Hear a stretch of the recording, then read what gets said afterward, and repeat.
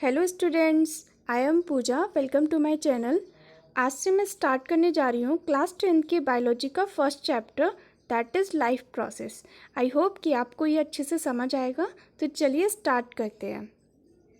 जैसा कि चैप्टर का नेम है लाइफ प्रोसेस, ओके। तो ये लाइफ प्रोसेस जो है वो किन ऑर्गेनिज्म के अंदर होती हैं? किन के अंदर होती हैं? ऑब्वियसली लिविंग ऑर्गेनिज्म के अंदर होती हैं।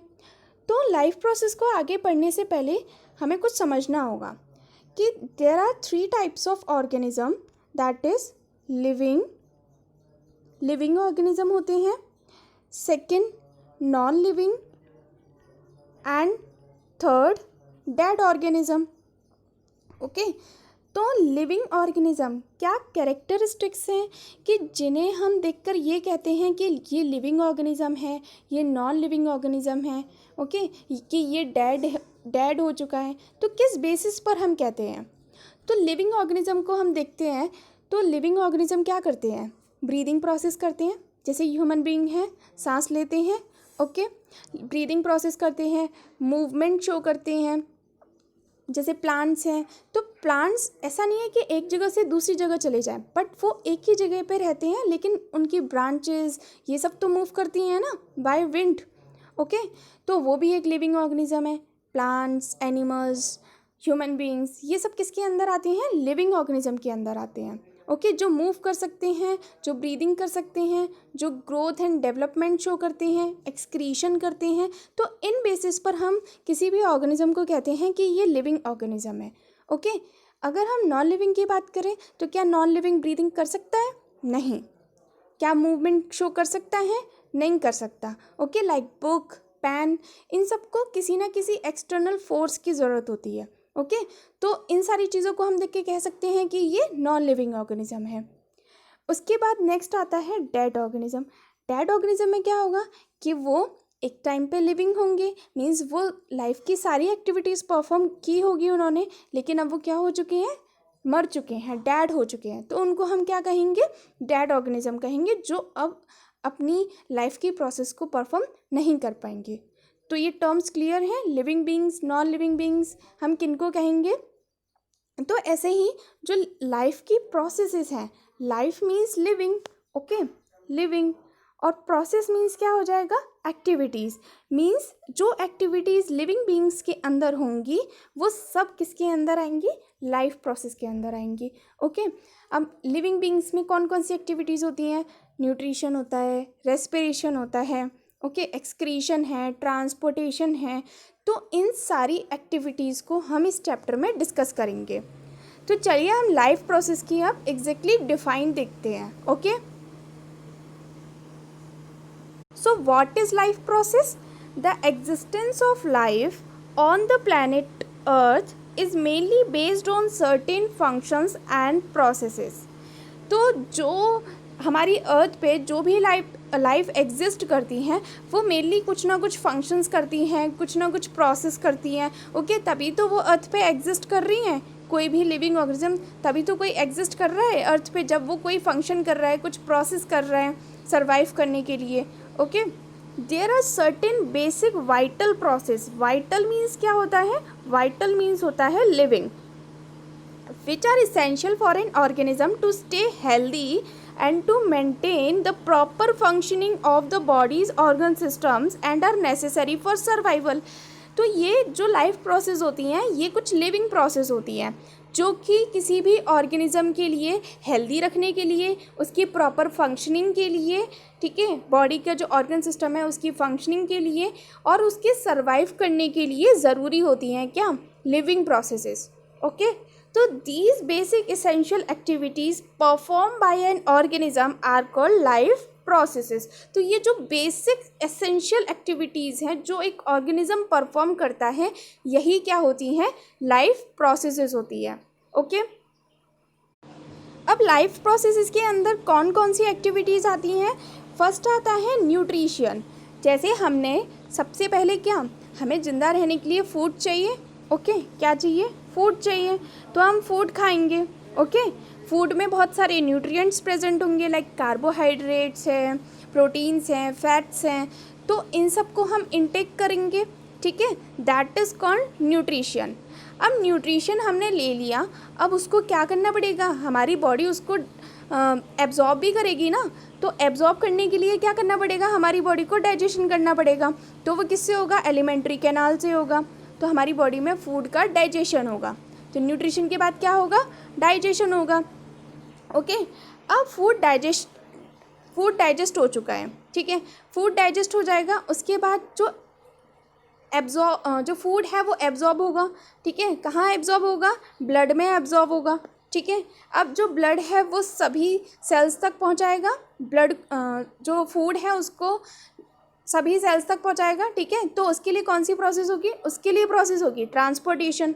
ठीक है, ट्रांसपोर्टेशन होगा, प्लांट्स में भी ट्रांसपोर्टेशन होता है, एनिमल्स में भी ट्रांसपोर्टेशन होता है, as well as human beings में भी ट्रांसपोर्टेशन होता है। ठीक है, उसके बाद ट्रांसपोर्टेशन होगा।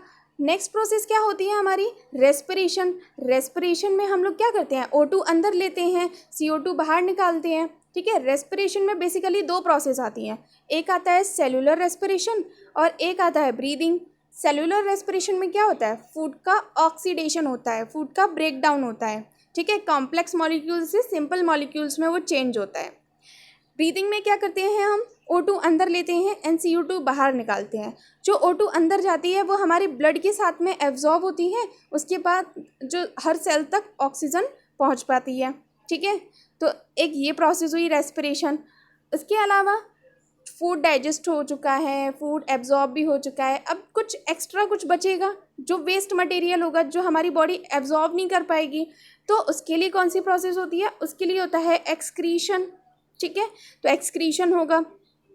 इसके अलावा ये सब हुआ nutrition, digestion, transportation, respiration, excretion. और इसके अलावा और क्या प्रोसेस होती है, रिप्रोडक्शन होता है। रिप्रोडक्शन मीन्स कि रिप्रोडक्शन क्यों करते हैं, जैसे कि अपने जैसे ऑफ स्प्रिंग्स हम प्रोड्यूस कर सकें। ठीक है, जैसे ह्यूमन बॉडी है तो ह्यूमन बॉडी जो है बेबी बनाएगा, एनिमल का जैसे डॉग है तो डॉग का पपी होगा। तो रिप्रोडक्शन क्यों करते हैं, जिससे कि उनकी जो लाइफ है, उनकी जो स्पीशीज़ है वो इस अर्थ पे एग्जिस्ट कर सके। ओके, तो these are all the activities of life processes, that is nutrition, transportation, digestion, respiration, excretion and reproduction. तो वन बाय वन हम हर टॉपिक को डिस्कस करेंगे। ओके, तो फर्स्ट टॉपिक स्टार्ट करते हैं, व्हाट इज़ न्यूट्रिशन। ओके, तो न्यूट्रिशन क्या होता है, न्यूट्रिशन में क्या होता है कि the process by which an organism takes food and utilize it is called nutrition. Organism क्या करते हैं, फूड खाते हैं। ठीक है, क्यों खाते हैं, एनर्जी लेने के लिए। ओके, तो जो ऑर्गेनिज्म है वो फूड इनटेक करते हैं, और नॉट ओनली इनटेक बट उस फूड का क्या होता है, यूटिलाइजेशन होता है। यूटिलाइजेशन कहाँ पे होता है, उससे एनर्जी रिलीज़ होती है। एनर्जी जो है वो हमें अलग अलग एक्टिविटीज़ को परफॉर्म करने के लिए यूज़ होती है। ठीक है, ग्रोथ करने में, डेवलपमेंट करने में। तो इसीलिए हम क्या करते हैं, फूड को इनटेक करते हैं। तो ये क्या है, हमारा न्यूट्रिशन है, जो कि हमारी ग्रोथ और डेवलपमेंट में हेल्प करता है। ओके, अब फूड हमने खाया है तो उसमें कुछ ना कुछ न्यूट्रिएंट्स प्रेजेंट होंगे। ओके, तो अब न्यूट्रिएंट से मतलब क्या है कि जो हमें न्यूट्रिशन प्रोवाइड करते हैं, वो मटेरियल जो हमें न्यूट्रिशन प्रोवाइड करते हैं उसको हम क्या कहते हैं, न्यूट्रिएंट्स बोलते हैं। लाइक कार्बोहाइड्रेट, प्रोटीन्स, फैट्स, ये कुछ मेन न्यूट्रिएंट्स हैं। ठीक है, जो ज़्यादा अमाउंट में हमारी बॉडी को ज़रूरत होते हैं, तो इन न्यूट्रिएंट्स को हम क्या बोलते हैं, मैक्रो न्यूट्रिएंट्स बोलते हैं। मैक्रो का मतलब ही क्या होता है, in a large quantity, means large. इन न्यूट्रिएंट्स की ज़रूरत हमें लार्ज क्वांटिटी में होती है। इसके अलावा मिनरल्स, विटामिन्स, इनकी भी ज़रूरत होती है हमारी बॉडी को, बट लार्ज अमाउंट में नहीं, कुछ स्मॉल अमाउंट में ज़रूरत होती है। इसलिए इन न्यूट्रिएंट्स को हम बोलते हैं माइक्रो न्यूट्रिएंट्स। तो क्या पढ़ा कि न्यूट्रिशन क्या होता है, intake of food and utilize it, food को लेना और उसका यूटिलाइज करना कहाँ पे, एनर्जी लेने के लिए, ग्रोथ, डेवलपमेंट, इन सब के लिए, रिपेयरिंग करनी है कहीं बॉडी में तो उसके लिए यूज़ होगा। ओके, तो अब जो न्यूट्रिशन है वो हमें किससे मिलेगा, कुछ मटेरियल्स होंगे, उन मटेरियल्स को हम क्या कहते हैं, न्यूट्रिएंट्स बोलते हैं। न्यूट्रिएंट्स टू टाइप के होते हैं, macro nutrients and micro nutrients. जो मैक्रो न्यूट्रिएंट्स हैं वो कार्बोहाइड्रेट, प्रोटीन एंड फैट्स हैं, क्योंकि इनकी ज़रूरत हमारी बॉडी को लार्ज अमाउंट में होती है।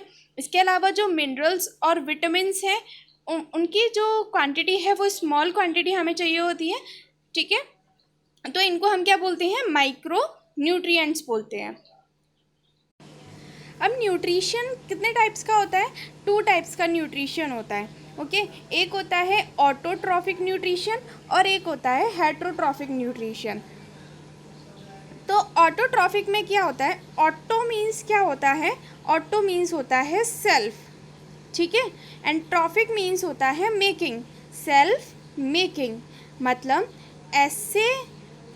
ऐसे ऑर्गेनिज्म जो अपना खाना खुद बना सकते हैं उनको हम क्या कहते हैं, ऑटोट्रॉफिक कह सकते हैं, उनको हम क्या कहते हैं, ऑटोट्रॉफिक। तो इसमें एग्जाम्पल कौन सा आ जाएगा, ग्रीन प्लांट्स। जो ग्रीन प्लांट्स हैं वो ऑटोट्रॉफ्स होते हैं क्योंकि ये अपना खाना खुद बना सकते हैं। इसके अलावा दूसरे टाइप का न्यूट्रिशन कौन सा है, heterotrophic. Hetero means other, okay, मतलब दूसरों पे डिपेंड रहने वाले। तो ये अपना खाना खुद नहीं बनाते हैं, तो इन ऑर्गेनिज्म को हम क्या कहते हैं, हेटेरोट्रॉफिक ऑर्गेनिज्म कहते हैं। जो हेटेरोट्रॉफिक है वो फर्दर 3 टाइप्स का होता है। कौन कौन से हैं, saprotrophic nutrition, parasitic nutrition and holozoic nutrition, ठीक है। तो इनके बारे में हम 1 बाय 1 डिस्कस करेंगे अपनी नेक्स्ट स्लाइड में। तो फर्स्ट टाइप का न्यूट्रिशन कैसा था, autotrophic nutrition. Auto means self, trophic means making, means ऐसे ऑर्गेनिज्म जो अपना खाना खुद बना सकते हैं उनमें क्या होता है, ऑटोट्रॉफिक न्यूट्रिशन होता है। तो इसकी डिफाइन क्या है, the mode of nutrition in which an organism prepare its own food is called autotrophic nutrition. Green plants and blue green algae follow the autotrophic mode of nutrition. तो इसके example कौन से हो जाएंगे, green plants and blue green algae. तो ये autotrophic mode of nutrition show करते हैं। इसके अलावा जो ऑर्गेनिज्म ऑटोट्रॉफिक न्यूट्रिशन शो करते हैं उनको हम क्या बोलते हैं, ऑटोट्रॉफ्स बोलते हैं। दैट इज एग्जाम्पल क्या है इसका, ग्रीन प्लांट्स। अब इनमें कौन सी प्रोसेस होती है जिस प्रोसेस के थ्रू ये ऑटोट्रॉफिक न्यूट्रिशन करते हैं, तो एज यू ऑल नो कौन सी प्रोसेस होती है, फोटोसिंथेसिस। मीन्स ये लाइट की प्रेजेंस में अपना खाना बनाते हैं, फूड बनाते हैं। तो फोटोसिंथेसिस क्या होता है, फोटोसिंथेसिस में क्या होता है कि जो प्लांट्स हैं वो एटमॉस्फेयर से CO2 लेंगे, रूट्स के थ्रू उन्हें वाटर मिलेगा, ओके। अब CO2 और O2 और सनलाइट लेंगे लाइट एनर्जी के फॉर्म में, ठीक है। और लीव्स में क्या प्रेजेंट होगा, क्लोरोफिल। जो क्लोरोफिल है वो क्या करता है, बेसिकली जो लाइट एनर्जी है, जो सनलाइट है, उसको कैप्चर करने का काम करता है, ठीक है। तो कौन सा पार्ट करता है, क्लोरोफिल। नेक्स्ट डिस्कस करेंगे डिटेल में, ओके। तो क्या क्या चाहिए, CO2 चाहिए, H2O मीन्स वाटर चाहिए, ठीक है। इनका यूज़ करके जो प्लांट है, जो फोटोसिंथेसिस प्रोसेस होती है वो कहाँ पे होती है, लीव्स में होती है, ओके। तो लीव्स को किचन ऑफ द प्लांट भी बोला जाता है, प्लांट्स की किचन होती है लीव्स, ओके, जहाँ पे खाना बनता है। तो CO2 लिया, H2O लिया, इसके अलावा क्लोरोफिल था, क्लोरोफिल के प्रेजेंस में और लाइट एनर्जी कैप्चर करके जो प्लांट्स हैं उनने क्या बनाया, कार्बोहाइड्रेट बनाया, ठीक है। समझ आया ये फोटोसिंथेसिस की प्रोसेस। फोटोसिंथेसिस में क्या होता है, autotrophic nutrition is fulfilled by the process by which autotroph intake CO2 and H2O। तो CO2 और H2O as a raw material use है, ठीक है। अब वो इनको किस में कन्वर्ट कर देगा, कार्बोहाइड्रेट में कन्वर्ट कर देगा, किसकी प्रेजेंस में, in the presence of chlorophyll and sunlight, and it is known as photosynthesis, okay. अगर हम इसको इक्वेशन के फॉर्म में समझें तो कैसे होगा कि हमने CO2 लिया था और H2O लिया था, ठीक है, कार्बन डाइऑक्साइड एंड वाटर। इसमें 6 मॉलिक्यूल्स ऑफ CO2 होते हैं एंड 6 मॉलिक्यूल ऑफ H2O हम लेते हैं, okay. Sunlight means light energy आएगी, किसकी प्रेजेंस में? क्लोरोफिल की प्रेजेंस में। मीन्स जो क्लोरोफिल है ना वो लाइट एनर्जी को कैप्चर करने का काम करता है। तो इनके प्रेजेंस में जो प्लांट है वो क्या बनाएंगे? C6H12O6 शुगर्स, ये फॉर्मूला है, ठीक है, किसका? ग्लूकोज का। तो ग्लूकोज बनाएंगे, ठीक है। क्या फॉर्मूला है इसका? C6H12O6। और इसके अलावा वो क्या रिलीज़ करेंगे? ऑक्सीजन रिलीज़ करेंगे, ठीक है। तो ये बेसिकली इक्वेशन है फोटोसिंथेसिस की, ये इम्पॉर्टेंट है। अगर आपसे पूछा जाए कि व्हाट इज़ फोटोसिंथेसिस, तो आपको डिफाइन लिखनी है और ये रिएक्शन ये ज़रूर लिखनी है, ओके। तो हमने फोटोसिंथेसिस में क्या देखा था, क्या क्या रॉ मटेरियल्स उसके लिए हमने यूज़ किए थे। फर्स्ट था हमारा CO2, ओके, H2O था, सनलाइट लिया था हमने, और क्लोरोफिल था, ठीक है। जो क्लोरोफिल है वो सनलाइट को एब्जॉर्ब कर रहा है बाय क्लोरोप्लास्ट। CO2 जो है वो कहाँ से एंटर करेगी? स्टोमेटा से। अब ये स्टोमेटा कहाँ प्रेजेंट होते हैं? लीव्स पे प्रेजेंट होते हैं। इसके बारे में डिटेल में नेक्स्ट स्लाइड में डिस्कस करेंगे। ऑक्सीजन भी कहाँ से रिलीज़ होती है? स्टोमेटा से रिलीज़ होती है, ठीक है, जो कि एज अ बाय प्रोडक्ट बनी होती है फोटोसिंथेसिस प्रोसेस के टाइम पे। तो क्या बना होता है उस टाइम पे? ग्लूकोज बना होता है और ऑक्सीजन बनी होती है एज अ बाय प्रोडक्ट, ठीक है। तो CO2 कहाँ से आएगी? स्टोमेटा के थ्रू आएगी। और वाटर जो है वो वाटर और dissolve minerals like nitrogen, phosphorus etcetera are taken up by the roots from the soil. तो वाटर या जो मिनरल्स हैं वो कहाँ से मिलेंगे? हमें रूट से मिलेंगे, ठीक है। जो प्लांट्स हैं वो रूट से वाटर और मिनरल्स का एब्जॉर्प्शन करेंगे। तो these are the raw materials for photosynthesis. कौन कौन से हैं? Sunlight, chlorophyll, CO2 and water. तो ये चार चीज़ें हैं जो रॉ मटेरियल हैं जो चाहिए हमें फोटोसिंथेसिस प्रोसेस कराने के लिए। तो साइट ऑफ फोटोसिंथेसिस क्या है? Chloroplast in the leaf. Leaf में जो क्लोरोप्लास्ट होता है उसमें फोटोसिंथेसिस की प्रोसेस होती है, ठीक है। And chloroplast contain chlorophyll. Chloroplast में क्या होता है? क्लोरोफिल होता है, ठीक है। और उस जो लीव्स का कलर जो ग्रीन है वो किसकी वजह से होता है? क्लोरोफिल की वजह से होता है। क्यों? क्योंकि इसका जो पिगमेंट कलर है वो कैसा है? ग्रीन। अगर हम लीफ को डाइसेक्ट करें तो हमें कुछ इस टाइप का स्ट्रक्चर दिखेगा। सबसे पहले क्या होगा? वैक्सी क्यूटिकल होगी, ठीक है, वैक्सी क्यूटिकल प्रेजेंट होगी। उसके बाद क्या होगा? अपर एपिडर्मिस प्रेजेंट होगी। क्या होगी? Upper epidermis. उसके नीचे जो होगा वो आएगा आपका क्लोरोप्लास्ट, ठीक है, जो फोटोसिंथेटिक रीजन होगा। जैसे इसमें दिख रहा है ना, ये क्या है? क्लोरोप्लास्ट है, ठीक है। इसमें जो ये बना हुआ है ना, ये क्या है? क्लोरोप्लास्ट है। और इनमें कौन सा कलर प्रेजेंट है? मीन्स ग्रीन पिगमेंट प्रेजेंट है, दैट इज क्लोरोफिल, ओके। तो जब आप लीफ को डाइसेक्ट करके देखोगे तो आपको इस टाइप का स्ट्रक्चर दिखाई देगा। उसके बाद यहाँ पे एयर स्पेसेस हैं और यहाँ पे गार्ड सेल्स हैं, ठीक है। स्टोमेटास प्रेजेंट है जहाँ से एयर जो है वो एंटर करेगी कहाँ पे? लीफ में, ठीक है। तो एक बार इसको डायग्राम की हेल्प से और समझ लेते हैं। जैसे ये प्लांट है, ये इसकी रूट्स हैं, ओके। तो यहाँ से क्या होगा? वाटर का ट्रांसपोर्टेशन होगा, वाटर जाएगा, ठीक है। वाटर कहाँ जाएगा? लीव्स में जाएगा। वाटर और मिनरल्स कहाँ जाएंगे? लीव्स में जाएंगे। और लीव्स में क्या है? स्टोमेटास प्रेजेंट है। और उससे क्या होगा? गैसेस का एक्सचेंज होगा। कार्बन डाइऑक्साइड अंदर जाएगी, ठीक है। कार्बन डाइऑक्साइड स्टोमेटा से लीव्स के अंदर एंटर करेगी। और वाटर रूट्स के थ्रू कहाँ जाएगा? लीव्स में जाएगा, ठीक है।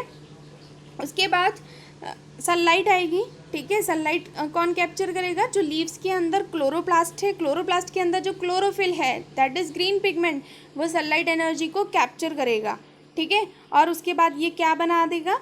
जो सनलाइट एनर्जी कैप्चर हो गई, CO2 मिल गया, वाटर मिल गया, ये क्या बना देगा? शुगर बना देगा, that is glucose, that is food, ठीक है। शुगर का फॉर्मेशन हो जाएगा, ग्लूकोज का फॉर्मेशन हो जाएगा।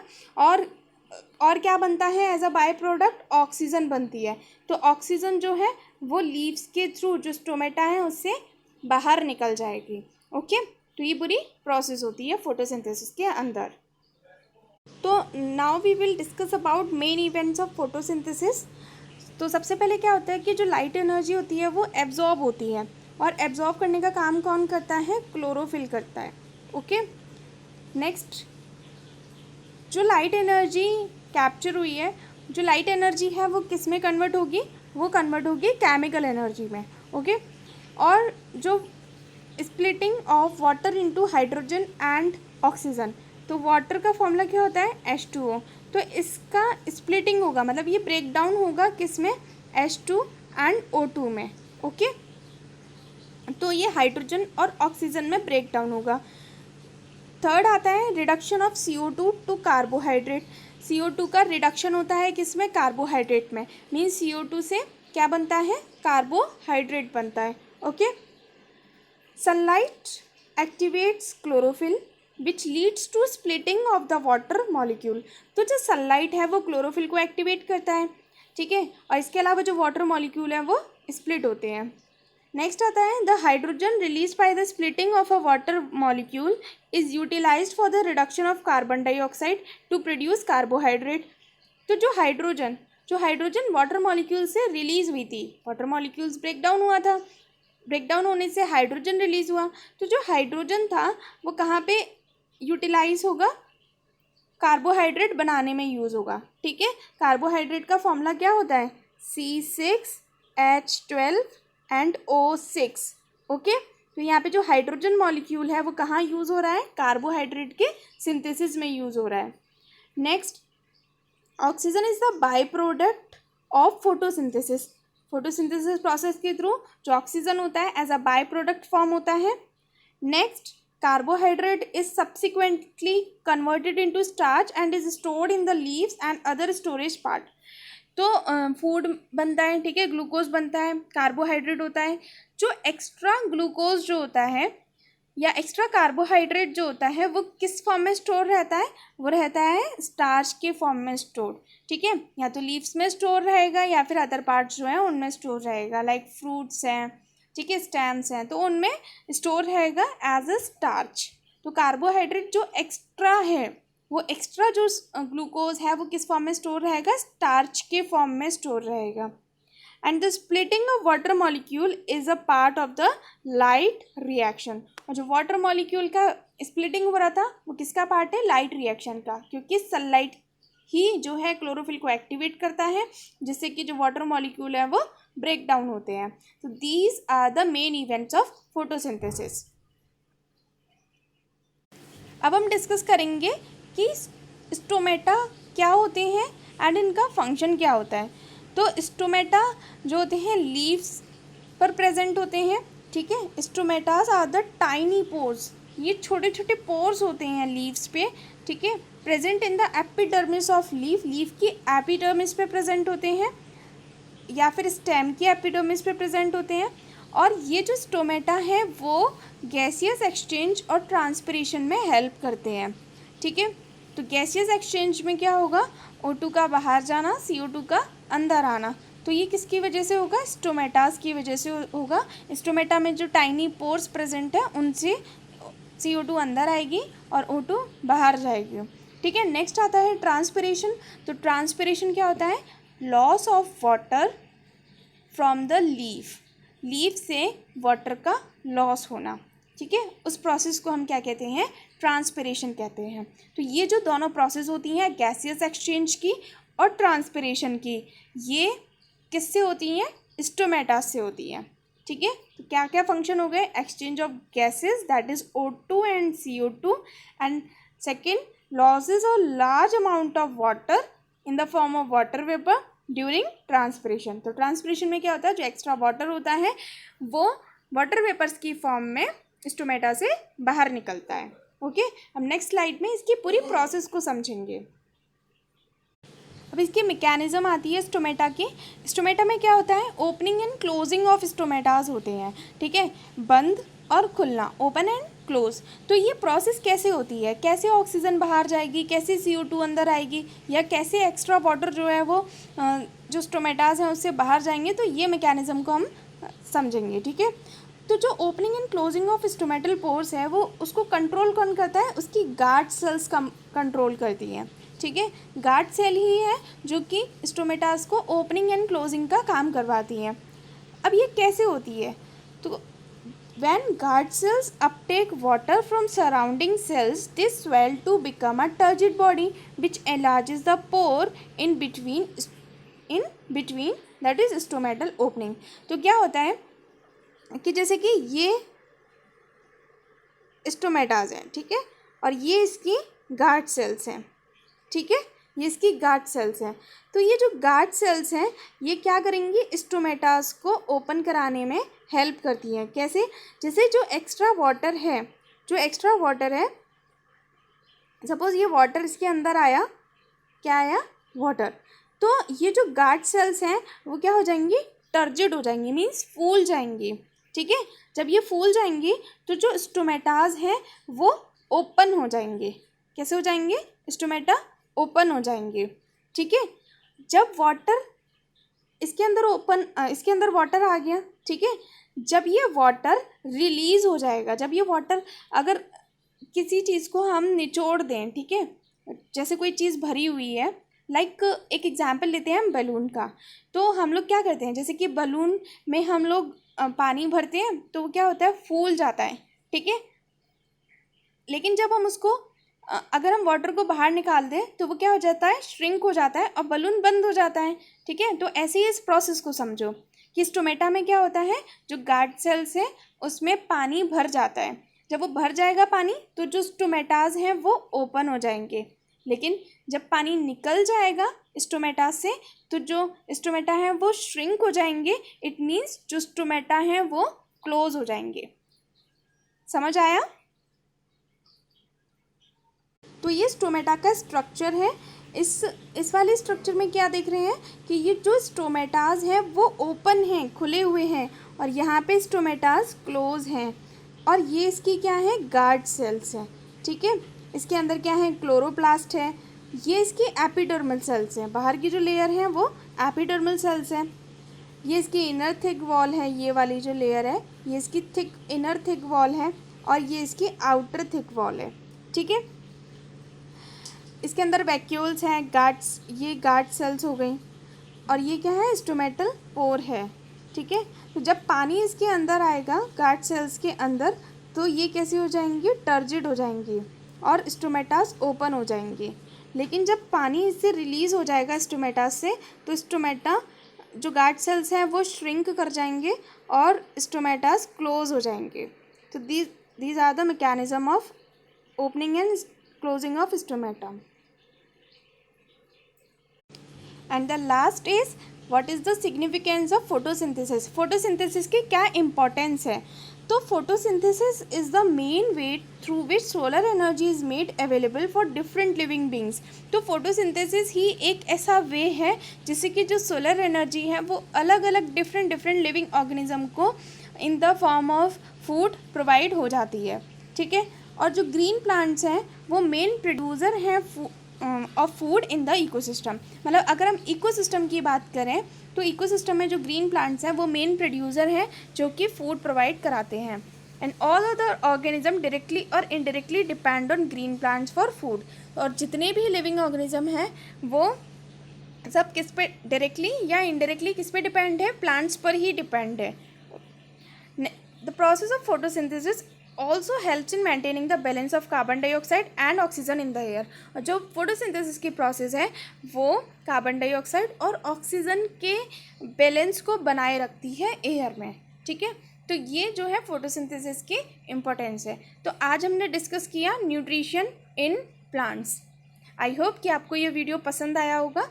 अगर आपको ये वीडियो पसंद आया हो तो please like share and subscribe ज़रूर कीजिए। Thank you.